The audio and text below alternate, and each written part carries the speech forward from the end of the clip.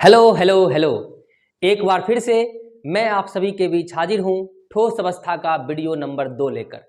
इसके पिछले क्लास में हम लोगों ने पढ़ा था ठोस अवस्था के प्रकार। ठोस अवस्था दो प्रकार के होते हैं, क्रिस्टलीय तथा अक्रिस्टलीय ठोस, तथा इनके बीच अंतर। आज के क्लास में हम लोग पढ़ेंगे क्रिस्टलीय ठोस का वर्गीकरण, बंध की प्रकृति के आधार पर क्रिस्टलीय ठोस कितने प्रकार के होते हैं, इनके गुण क्या है तथा इनकी पहचान आप किस तरह से कर पाएंगे। तो नमस्कार, मेरा नाम है मोहित कुमार और आपका स्वागत करता हूं मैं विज्ञानम चैनल पर। तो चलिए आज का सेशन शानदार जानदार तरीके से शुरू करते हैं। तो सबसे पहले हम जानते हैं कि क्रिस्टलीय ठोस कितने प्रकार के होते हैं। क्रिस्टलीय ठोस 4 प्रकार के होते हैं। सबसे पहला है धात्विक ठोस, जिसका नाम होता है मेटालिक सॉलिड। दूसरा है आणविक ठोस, जिसका नाम होता है मॉलिक्यूलर सॉलिड।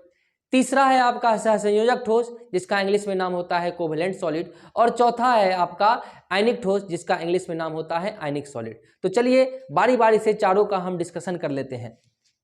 तो यहां पर लिखा हुआ है बंध की प्रकृति के आधार पर देखिए कितने प्रकार के। सबसे पहला है आपका आयनिक ठोस, सबसे पहला है आपका आयनिक ठोस। दूसरा है आपका सहसंयोजक ठोस।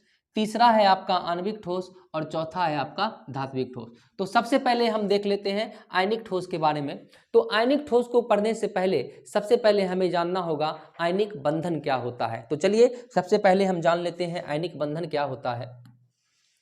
सबसे पहले देखेंगे, जैसे हम लोग पढ़े हैं NaCl एक आयनिक ठोस है। कि कौन सा ठोस है? आयनिक ठोस। आयनिक ठोस आप बच्चों याद रखिएगा, जब भी धातु तथा अधातु के बीच कोई भी बंधन बनता हो तो वो बंधन हर हाल में क्या होगा बच्चों? वो बंधन होगा आयनिक बंधन। कौन सा बंधन? आयनिक बंधन। जैसे एग्जाम्पल से समझते हैं NaCl किस प्रकार से आयनिक बंधन बनाता है। आयनिक बंधन का मतलब है जब इलेक्ट्रॉनों के स्थानांतरण से बंधन का निर्माण होता है तो उसे कहा जाता है आयनिक बंधन। हम जानते हैं कि बंधन इसलिए बनता है क्योंकि दोनों तत्व या दोनों एलिमेंट अपने वाह्यतम कक्षा में 8 इलेक्ट्रॉन करना चाहते हैं, इसलिए बंध का निर्माण होता है। हम अगर NaCl की बात करें तो सोडियम का परमाणु संख्या कितना? 11 और क्लोरीन का परमाणु संख्या 17। अगर मैं इसके इलेक्ट्रॉनिक विन्यास की बात करूं तो इसका इलेक्ट्रॉनिक विन्यास होता है 2, 8 और 1, और क्लोरीन का इलेक्ट्रॉनिक विन्यास होता है 2, 8 और 7। तो इस तरह से इसके बाह्यतम कक्षा में 1 इलेक्ट्रॉन है और इसके बाह्यतम कक्षा में 7 इलेक्ट्रॉन है। दोनों चाहते हैं कि हम अपने बाह्यतम कक्षा में 8 इलेक्ट्रॉन कर ले। तो यहाँ क्या होगा? सोडियम अपना 1 इलेक्ट्रॉन देगा क्लोरीन को। जब सोडियम अपना 1 इलेक्ट्रॉन क्लोरीन को देगा तो यहाँ ध्यान दीजिएगा, इसके बाह्यतम कक्षा में कितना इलेक्ट्रॉन बचा? 8, और 1 इलेक्ट्रॉन लेकर क्लोरीन के बाह्यतम कक्षा में हो गया कितना इलेक्ट्रॉन बच्चों? 8 इलेक्ट्रॉन हो गया। इस तरह से दोनों इलेक्ट्रॉन ने अपने स्थानांतरण करके दोनों ने अपने बाह्यतम कक्षा में 8 इलेक्ट्रॉन पूरा कर लिया। थोड़ा सा और जानते हैं कि किसने इलेक्ट्रॉन दिया, सोडियम ने या क्लोरीन ने? तो इलेक्ट्रॉन दिया सोडियम में। कितना इलेक्ट्रॉन दिया? 1 इलेक्ट्रॉन। तो बच्चों जो इलेक्ट्रॉन देता है उस पर होता है धन आवेश और जो इलेक्ट्रॉन लेता है उस पर होता है ऋण आवेश। तो इस प्रकार से आयनिक बंधन का निर्माण हुआ। एक दूसरे एग्जाम्पल से हम समझते हैं, एक दूसरे एग्जाम्पल से हम लोग समझते हैं कि जैसे एक दूसरा एग्जाम्पल है हमारे पास MgO मैग्नीशियम ऑक्साइड। ये आपका फॉर्मूला आपको पता है, NaCl फॉर्मूला होता है साधारण नमक का। किसका? साधारण नमक का। हम यहां लिख देते हैं नमक, ठीक है। अब हम बात करते हैं MgO की। तो Mg मैग्नीशियम का परमाणु संख्या बच्चों बताइए कितना होता है? मैग्नीशियम का परमाणु संख्या 12 और ऑक्सीजन का परमाणु संख्या कितना होता है? 8। अब दोनों के अगर हम इलेक्ट्रॉनिक विन्यास की बात करें तो इसका इलेक्ट्रॉनिक विन्यास होता है 2, 8 और 2, और इसका इलेक्ट्रॉनिक विन्यास होता है 2 और 6।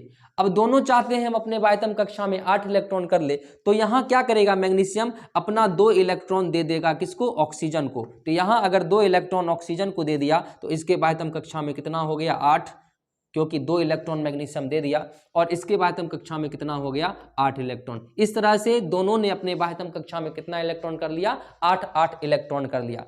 अब बच्चों यहाँ ध्यान दे, किसने इलेक्ट्रॉन दिया? मैग्नीशियम ने या ऑक्सीजन ने? मैग्नीशियम में कितना इलेक्ट्रॉन, तो 2 इलेक्ट्रॉन। तो इस प्रकार से मैग्नीशियम पर कितना चार्ज आ जाएगा, +2। और किसने इलेक्ट्रॉन लिया, ऑक्सीजन ने, तो इस प्रकार से ऑक्सीजन पर कितना चार्ज आ जाएगा, -2। तो इस तरह से आप आयनिक बंधन को समझ सकते हैं। एक दूसरा एग्जाम्पल मैं देता हूं, आप अपने कॉपी में बनाइए। जैसे लिखा हुआ है MgCl2, इस एग्जाम्पल को आप बनाइए अपने कॉपी में MgCl2 को। ठीक है, मैं तब तक सॉल्व करता हूं, वीडियो को पॉज करके MgCl2 को आप बनाइए। इस कितना मैग्नीशियम पे प्लस चार्ज और कितने क्लोरीन पर माइनस चार्ज आएगा। चलिए हम सॉल्व करते हैं MgCl2 को। MgCl2 में मैं देखता हूं MgCl2, मैग्नीशियम का परमाणु संख्या 12, क्लोरीन का परमाणु संख्या 17। तो इस प्रकार से मैग्नीशियम के बाह्यतम कक्षा में कितना इलेक्ट्रॉन, 2, और क्लोरीन के बाह्यतम कक्षा में कितना, 7। इस तरह से बताइए क्लोरीन कितनी बार है, क्लोरीन कितनी बार, 2 बार। तो यहाँ क्लोरीन 2 बार, इसका भी परमाणु संख्या 17, इसके बाह्यतम कक्षा में भी कितना बच्चों, 7 इलेक्ट्रॉन। अब यहाँ पर क्या होगा, मैग्नीशियम के बाह्यतम कक्षा में 2 इलेक्ट्रॉन, इसके बाह्यतम कक्षा में 7 और इसके भी बाह्यतम कक्षा में 7। मैग्नीशियम 1 इलेक्ट्रॉन इसको देगा और 1 इलेक्ट्रॉन इसको देगा। तो इस प्रकार से क्या हो जाएगा, इसके बाह्यतम कक्षा में कितना इलेक्ट्रॉन, 8 इलेक्ट्रॉन। इसके बाह्यतम कक्षा में कितना होगा, 1 इलेक्ट्रॉन लेकर इसके भी बाह्यतम कक्षा में कितना हो जाएगा, 8, और इसके भी बाह्यतम कक्षा में कितना हो जाएगा, यहाँ से 8 इलेक्ट्रॉन हो जाएगा। तो इस प्रकार से तीनों ने अपने बाह्यतम कक्षा में 8-8 इलेक्ट्रॉन कर लिया। अब मैं बात करूं कि मैग्नीशियम पर कितना चार्ज आएगा, तो मैग्नीशियम ने कितना इलेक्ट्रॉन दिया, 2, तो यहां पर मैग्नीशियम पर चार्ज आ जाएगा +2। और एक क्लोरीन ने कितना इलेक्ट्रॉन लिया, 1, तो यहां से चार्ज आ जाएगा -1 और यहां से चार्ज आ जाएगा -1। तो इस तरह से MgCl2 का आपको आयनिक बंधन मैंने बनाकर दिखा दिया। अब थोड़ा सा और जान लेते हैं कि आप आयनिक बंधन की पहचान किस तरह से करेंगे। जैसे आपके पास एक सवाल है कि एक सवाल यह है कि हम समझते हैं कि जैसे आपके पास लिखा हुआ है कि एल्युमिनियम और क्लोरीन के बीच कौन सा आयनिक बॉन्ड बनेगा, एल्युमिनियम और क्लोरीन के बीच कौन सा आयनिक बॉन्ड बनेगा। तो एग्जाम्पल के तौर पर समझते हैं, जैसे लिखा हुआ है एल्युमिनियम, यहाँ पर परमाणु संख्या 13 और क्लोरीन परमाणु संख्या 17। ठीक है, अब इसका इलेक्ट्रॉनिक विन्यास लिखें 2, 8 और 3, और इसका इलेक्ट्रॉनिक विन्यास लिखें 2, 8 और 7। ठीक है, अगर मैं संयोजकता की बात करूं तो इसकी संयोजकता होगी 3 और इसकी संयोजकता होगी 1। संयोजकता किस प्रकार से निकालते हैं, 8 इलेक्ट्रॉन होने के लिए इसने 3 इलेक्ट्रॉन दिया, इसलिए इसकी संयोजकता 3, और 8 इलेक्ट्रॉन होने के लिए इसने 1 इलेक्ट्रॉन एक्सेप्ट किया, इसलिए इसकी संयोजकता कितनी, -1। ठीक है, तो इस तरह से इसकी संयोजकता हो गई। अब इसके यौगिक को लिखने के लिए क्या करते हैं कि एल्युमिनियम वाली संयोजकता क्लोरीन पर और क्लोरीन वाली संयोजकता एल्युमिनियम पर। तो इस प्रकार से यौगिक हमारा क्या हो जाएगा, ध्यान से समझिएगा बच्चों। इस प्रकार से यौगिक हो जाएगा हमारा, एल्युमिनियम पर कौन सा चार्ज आएगा, देखिए एल्युमिनियम पर 1 है, यहाँ से 1, और क्लोरीन पर कितना, Cl3। तो इस प्रकार से हमारा यौगिक बन गया AlCl3। तो ये हुआ हमारा आयनिक बॉन्ड। ठीक है, अब मैं आपसे बात करूं, एक क्वेश्चन मैं देता हूं, इसमें आपको पहचानना है कि कौन से आयनिक बॉन्ड होंगे और कौन से आयनिक बॉन्ड नहीं होंगे। जैसे एक क्वेश्चन आप देखते हैं कि जैसे लिखा हुआ है, निम्नलिखित में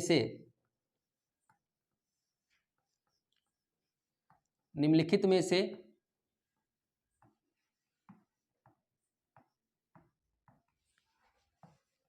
आयनिक यौगिक की पहचान करें।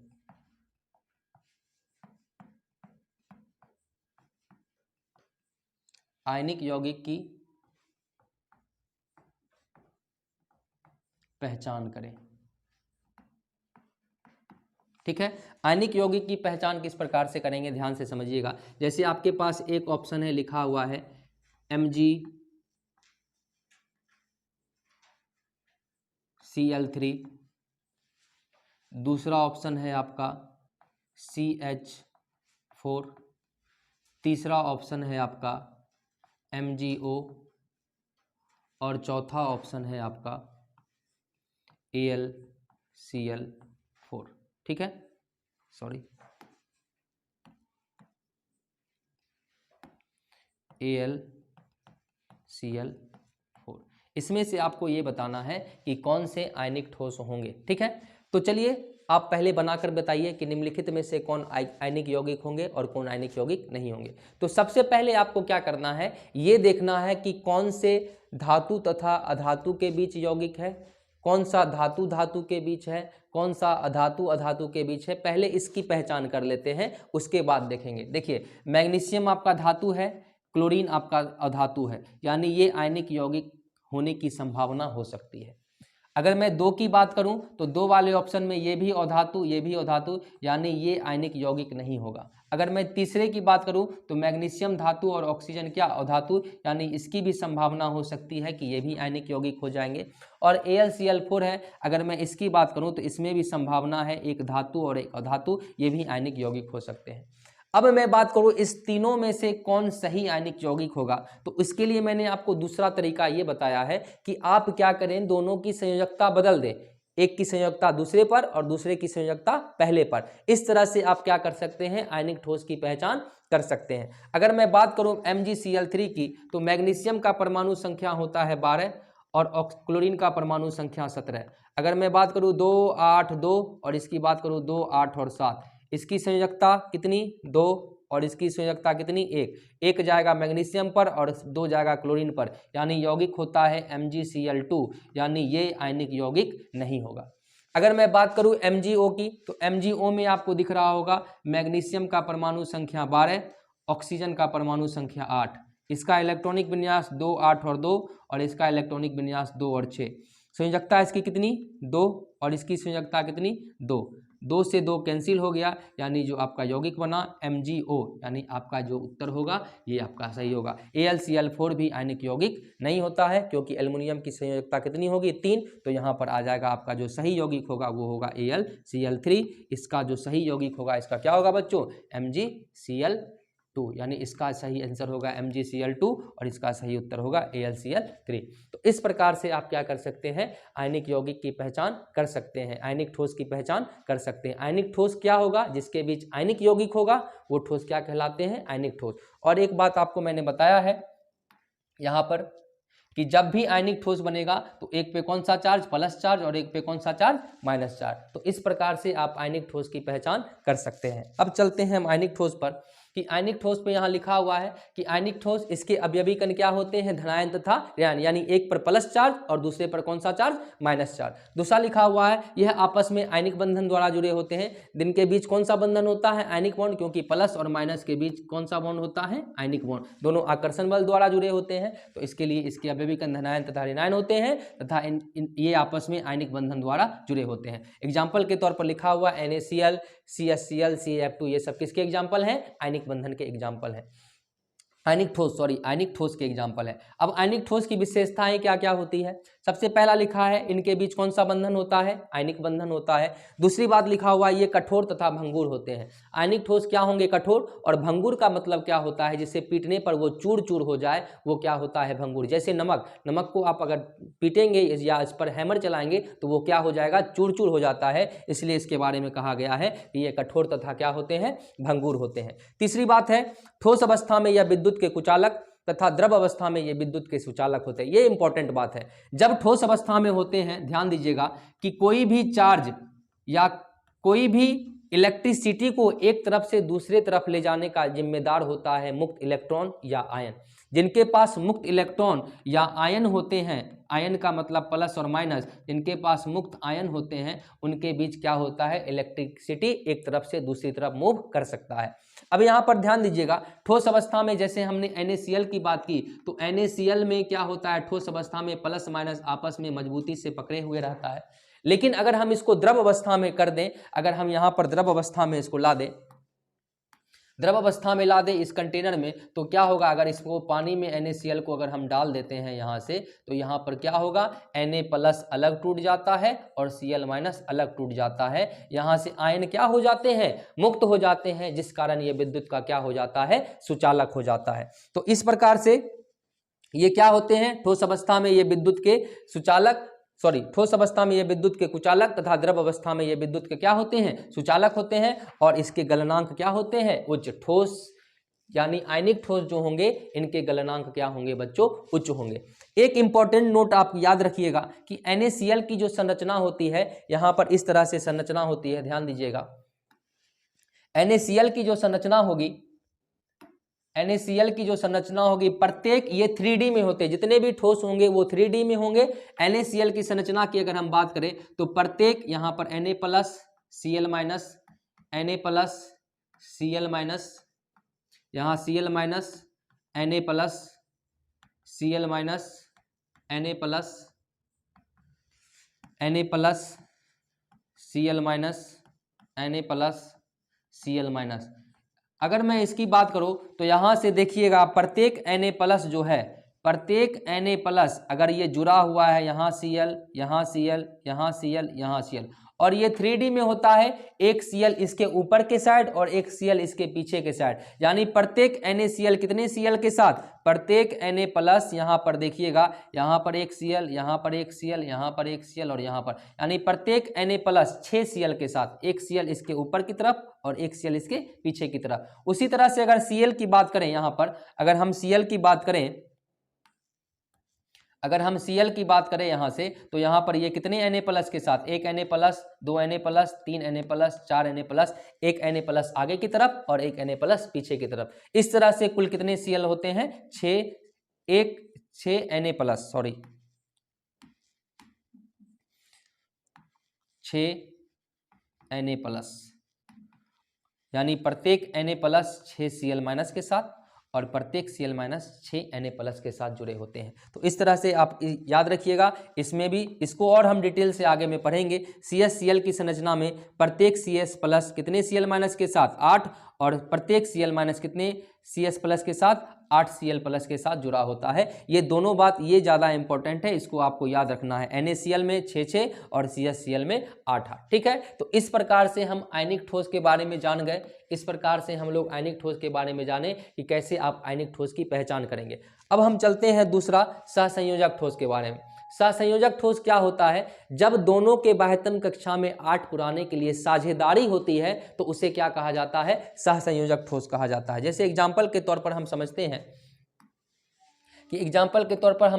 हैं जैसे लिखा हुआ है, मान लेते हैं Cl2, क्या लिखा हुआ है, Cl2। तो Cl कितनी बार है बच्चों, 2 बार, और इसका परमाणु संख्या कितना, 17, इसका भी परमाणु संख्या 17, बाह्यतम कक्षा में कितना इलेक्ट्रॉन, 7 इलेक्ट्रॉन, और इसके भी बाह्यतम कक्षा में कितना इलेक्ट्रॉन, 7 इलेक्ट्रॉन। दोनों चाहता है हम अपने बाह्यतम कक्षा में 8 कर ले, लेकिन ये आयनिक बंधन के थ्रू नहीं हो सकता है। अगर ये इसको 1 इलेक्ट्रॉन दे दे तो ये तो 8 हो जाएगा, लेकिन ये 6 रहेगा। लेकिन हमें करना क्या है, दोनों के बाह्यतम कक्षा में 8 इलेक्ट्रॉन करना है।